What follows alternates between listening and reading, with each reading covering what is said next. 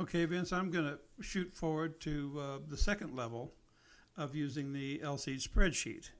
And this involves using the measurements that we're getting for D3 and E3 and D4 and E4. Okay, so that's what we're going to talk about in this. So right now, I've got the same numbers for this Steinway S that we just entered in, 54, so, okay, you see those. And I'm going to go ahead and start from here and put it in the, have LC do its thing and create the polynomial tunings for the bass and treble. Of course, you have to click the polynomial box, the poly boxes. And we're going to double check, make sure it's 3.7 and 1.3. And also, let's put this back to the 22.4 or 24.4, whatever we put last time. And this we'll just leave alone because we're not going to be messing with the treble. That would be fine. If you want to go down one, okay. Suit yourself. But these are, now the treble's done. All right, now let's go over here to this. I'm going to make this a little bit smaller. And we're going to take a look at our D numbers, which we took so much care to map. Let me make this a little smaller so we can have more room in the spreadsheet. Okay, this is what I want to see. That's the A0, A1, A2, A3, and A4. Okay, let's start with these D3 and E3. See, this is the D3 number is minus 2.7, and here it's 3.1. Okay, so we got about 0.4% there. The polynomial curve put this D sharp at about 0.4% lower than what we mapped it. Now, this might be better, I don't know, but since I mapped it at this is what I want to hear. So I'm going to go ahead and adjust these. This is the D sharp arrow. I'm going to be actually moving the minus 2.7, but the D and the E right next to that D sharp will, of course, be moving as well. So I want to raise this D sharp to where it shows 2.7. Okay, you see the 2.7, 1.9? That's pretty close to what, okay, let's go there. 2.8, that's missing by 1. But look what it did to this one here. Okay, first of all, these middle D sharps make a huge difference in the overall shape, what you can do. And this is what makes this spreadsheet so cool in adjusting what goes on in between the targets. Okay, I've done this before, so I know what these D sharps do.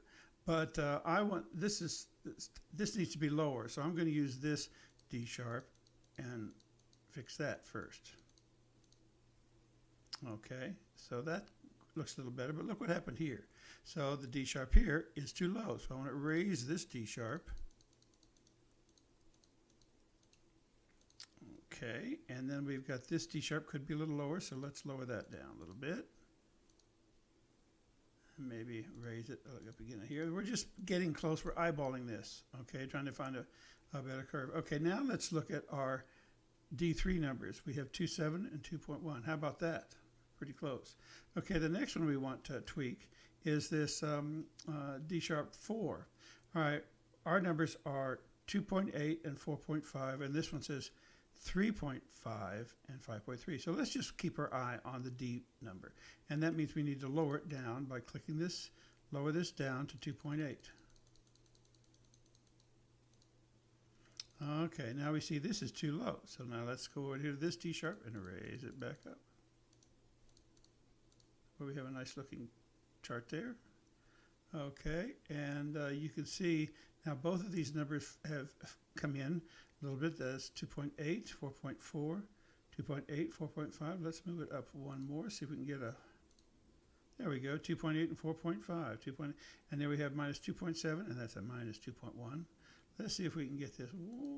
Oh, 2.7 and 2.1. Okay, one of those is going to be a 0.1% off, but I'm fine with that. Let's try this D sharp to get a little bit. There we go. That's 2.945. That will work too, as far as I'm concerned. 2.844, 0.1% is going to be fine. Now here, we might want to lower this D sharp down. Getting a little bit too much of a tail down there for me. Okay, now let's take a look at these some more. Let's bring that up a little bit and see if we can Okay, 2.8, 4.4, within a tenth of a cent.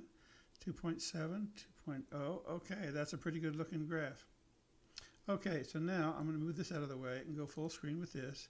And there is the tuning that I would put on there. These are within a tenth of a cent. All my other targets are perfect. All these targets are perfect. I got a nice graph there. So now copy to edit rounding. Now, you see, I don't know if you remember it last time, but you can see all this top part up here is the actual settings for each note. So you can see where D sharp 3 is and D sharp 4 is, and see the 2 8s and the 4 4. Now, I really hate to mess with these, but I can mess with this one because it's 0.9, and I see I've got a little bit of unbalance there. So I'm going to hold down a couple of keys on the keyboard. If you want to know what they are, I hold the control key down, and then I put my bird finger or my middle finger on the J key that has that little indentation in it. And the way the hand falls, those four, my hand is now covering 4 keys. And so if I go to use my little finger, it moves that box to the right. If I use my index finger, it moves it back to the left. Okay, so let's go over and get on the one that we want to change.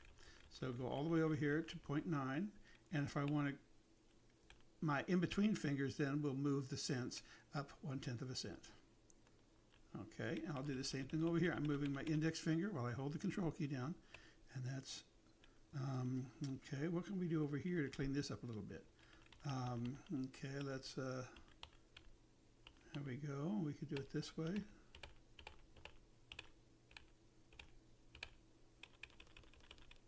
Okay, we might not want to do that, but for now, we'll try this. So like I said, I know how to hold these keys down. I don't want to get too bogged down in the button pushing.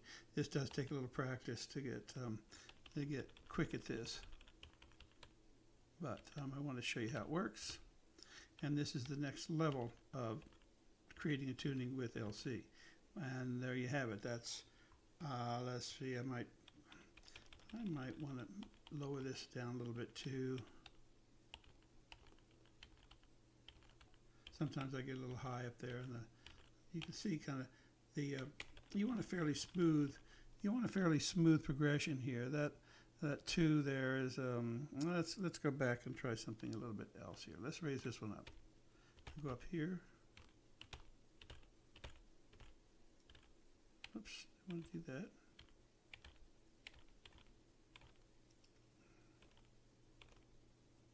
Okay, well, it's not gonna. Okay, I probably went up too much. We can fix that here.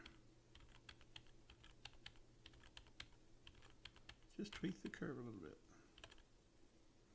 Okay. So there's my tuning. All right, so now I'm going to go ahead, this is the same spreadsheet, and use this button here because this is going to update the tuning that I already put in it. But okay, let's not do that. Let's go back and let's just put this into, and this we're going to name this as Steinway S2, since the second. We just did one, so this is the second one. So add this to the Piano Manager. All right, now we go to the database. Now, the database you'll see down here, we scroll to the bottom, it always puts it at the bottom, we have 2. And if we wanted to, we could scroll all over to look at the differences between D sharp 3 and the original. There's that 3/10, okay, and the D sharp 4 right here, 3/6 as opposed to 4/4, okay. Okay, so there they are in the database, but we really don't care about that right now. That's just purely for show. Okay, so now we're going to open up Piano Manager again, and here it is. Remember, we put it on page 6, so let's go ahead and install the new one. Oh, we'll go ahead and put this one here on page 7. So I want to File, Import from, this is the Export to Piano Manager tab, so we're going to File, Import from Export to PM. And there it is. Okay, I can make this bigger so we can see both of these and see if you can tell any difference. A little bit, see? Okay, so now I want to put this group of tunings into my AccuTuner. I'm going to turn my AccuTuner on. It's still plugged in. So I'm going to hit the USB tab. When I put the fine tuner, see it says this C path up here. So I'm going to use the USB. I want to find the tuner. and it'll say true. It found my set sitting on the other end of the USB cable. So now I want to send this whole file over to the AccuTuner. Okay, now it's in there. And just to double check, if I want, I can get these tunings from the AccuTuner. It won't look any different because we just put it over there, and so this will be the same group of tunings. Oh, by the way, Vince, I mean, we talked about this pitch race thing. I have installed already on your AccuTuner the pages 123, which is the custom overpull. And I put a couple sequences in there that you can see. But you can see in this view of Piano Manager exactly what's in your the special pages. Okay, so that's all for this one. All right, that's about it. But this would be the next level of using the spreadsheet. Thanks. See ya.